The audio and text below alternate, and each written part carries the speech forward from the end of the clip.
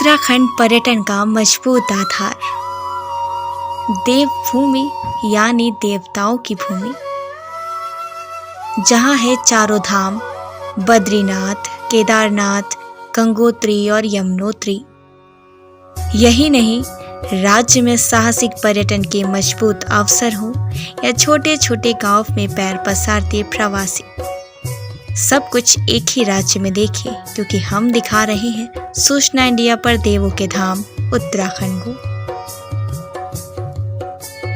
हनुमान जन्मोत्सव तीर्थ नगरी में धूमधाम से मनाया जा रहा है। सभी मंदिरों में हनुमान जी को 56 भोग लगाकर विशेष पूजा अर्चना की जा रही है।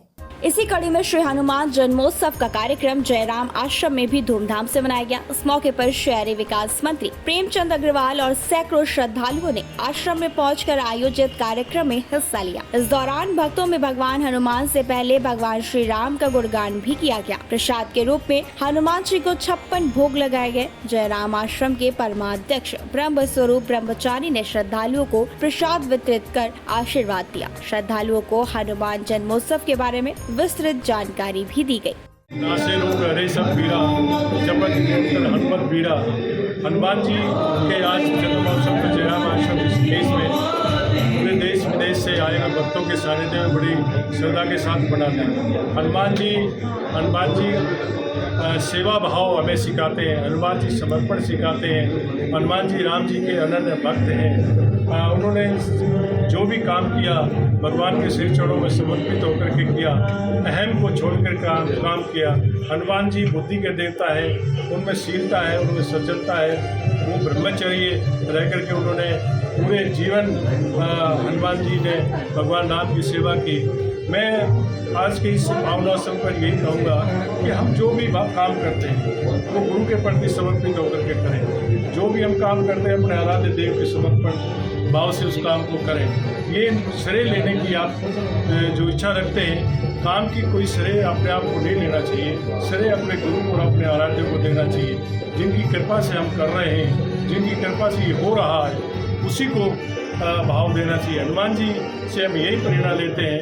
पूरे रामायण में रावण युग से लेकर के जितना भी आप सब लोग जानते हैं, तो हनुमान जी ने कहीं भी श्रेय किसी बात को नहीं लिया। श्रेय दिया तो हनुमान जी ने अपने आराध्य भगवान श्री राम को दिया।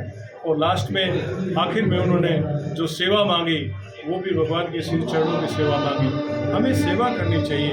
आज के इस अवसर पर हम राष्ट्र की सेवा, धर्म की सेवा, माता पिता की सेवा को सर्वोपरि मानना चाहिए। अच्छे संस्कार लेकर के, क्योंकि रामायण तो हमें मर्यादा का संदेश देते हैं। मर्यादा और हमारे देश की मर्यादा, हमारे देश की संस्कृति पूरे विश्व में सबसे ज़्यादा रिच है, सबसे ज़्यादा। तो ये जो भावनाएँ ये हम इन देवताओं से मिलती हैं, इन्हीं से प्रेरणा लें। आज ये जयंती इसी भाव से मना रहे हैं कि हिंदुस्तान में सुख समृद्धि हो, हमारे लोगों का जो कष्ट है वो हनुमान जी हरण करें, उसको दूर करें। यही परिणाम है इनसे लेते। कहते हैं हनुमान जी का प्रसाद ग्रहण करने से कष्ट दूर होता है। प्रसाद का क्या महत्व है? देखिए, प्रसाद तो जो सफलता होती है उसका जो आखिरी फल होता है वो प्रसाद होता है। तो उस प्रसाद को हमें सबको बांटना चाहिए। प्रसन्नता सबको बांटना चाहिए। हम श्री चरणों